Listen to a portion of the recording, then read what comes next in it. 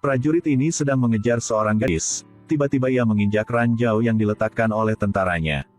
Gadis itu melihat penampilannya bahwa dia tidak berani bergerak lanjut jadi berpura-pura peduli padanya dan bertanya tentang situasinya saat ini. Sekaligus mengintai daerah yang terdapat bom dan ranjau. Tetapi prajurit itu tidak memperhatikannya, tetapi malah mengeluarkan walkie-talkie-nya.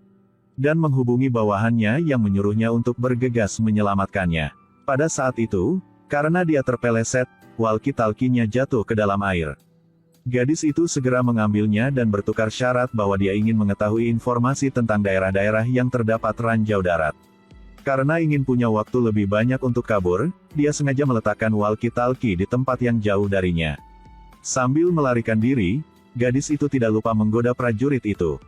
Penampilan kamu persis seperti yang aku sukai. Jika negara bersatu, aku harap kita akan bertemu lagi dalam situasi yang berbeda. Tidak lama setelah gadis itu melarikan diri, bawahannya akhirnya datang dan mulai membantunya melepaskan ranjau. Prajurit itu kemudian mengumpulkan semua anggota timnya untuk segera pergi mencari gadis itu. Sangat cepat mereka sudah menemukan dia yang tidak jauh. Seorang anggota tim segera mengangkat pistol untuk membidik, gadis itu juga sadar bahwa dia telah ditemukan. Jadi dia perlahan duduk yang tidak berani melangkah lanjut.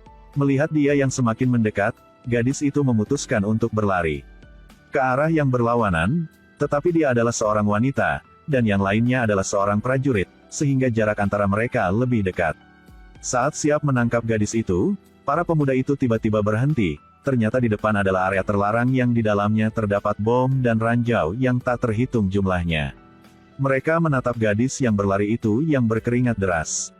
Para prajurit jadi sangat ketakutan.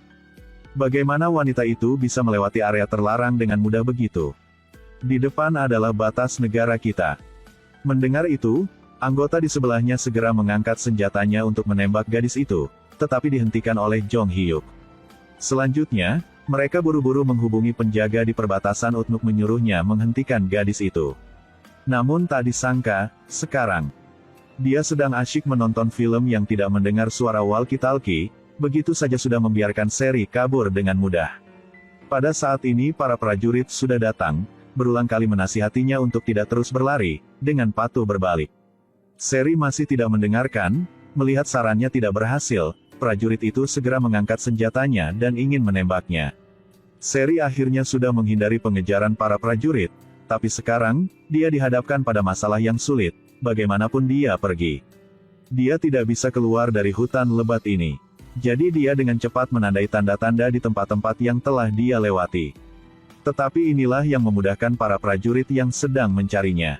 Setelah melarikan diri selama setengah hari, Seri akhirnya sampai di desa. Namun, ketika dia mengira dia telah diselamatkan, dia melihat sekelompok anak-anak berbicara bahasa Korea Utara. Sekarang dia menyadari bahwa ternyata dia masih berada di wilayah Korea Utara. Saat Seri putus asa, sebuah kendaraan tentara perlahan mendekat, dia menemukan dirinya akan ditemukan, seorang pria tiba-tiba muncul dan menyeretnya ke sebuah rumah. Di negara kepulauan ini, ada sebuah kota kecil yang sangat misterius. Orang-orang di sini tidak perlu bekerja. Setiap hari hanya makan dan menikmati hidup. Fasilitas infrastruktur cukup. Jika ingin makan, mereka hanya perlu meninggalkan review bagus untuk restoran. Untuk bisa mendapatkan porsi makanan gratis. Jika ingin menghabiskan malam dengan seseorang, cukup beri mereka nomor kamarnya. Jika ingin tinggal di sini, kamu harus menyerahkan pendaftaran rumah tangga dan aset bawaan kamu. Tetapi jika memasuki kota ini, kamu tidak akan pernah bisa pergi keluar. Tetapi kehidupan di sini tidak sebagus yang dibayangkan, staf secara berkala akan membawa orang-orang di sini keluar untuk melakukan beberapa tugas khusus. Hari ini staf memberi setiap orang surat, semua orang berganti pakaian bersih satu persatu. Mereka harus pergi ke tempat pemungutan suara untuk memilih parlemen yang namanya belum pernah mereka dengar. Agar mantan tersangka korupsi ini terpilih menjadi wali kota, para staf memberikan masing-masing ponsel, mereka harus berpura-pura menjadi kekasih, teman atau saudara dan pergi ke restoran yang baru dibuka. Tugas yang harus mereka lakukan hanyalah berfoto dengan makanan dan mempostingnya secara online. Pekerjaan mereka untuk hari ini begitu selesai, setiap orang juga menerima satu porsi makanan sebagai hadiah. Meskipun kota ini sangat bagus, ada larangannya yaitu tidak boleh pergi dari sini. Suatu hari, sekelompok orang Tiesoi pergi ke pagar besi yang mengelilingi kota, menemukan bahwa pagar ini tidak tinggi dan tidak ada penjaga. Jadi Tiesoi dan temannya melompati pagar, lalu dengan bersemangat berlari ke depan. Tapi mereka belum pergi terlalu jauh, suara memekakkan telinga terdengar di kepala mereka. Ternyata setiap orang yang baru saja memasuki kota akan memiliki chip yang ditanamkan di leher belakang oleh staf. Semakin jauh mereka pergi dari kota, chip tersebut akan mengeluarkan suara yang semakin keras. Saat mengumpulkan semua orang untuk pergi bertugas, staf sudah memiliki mesin kontrol di tangan. Hanya adanya, semua orang tidak akan lagi mendengar suara bising di kepala mereka. Setelah mengalami kejadian terakhir sebelumnya, Tiesoi menyadari bahwa tempat ini tidak seindah yang dibayangkan.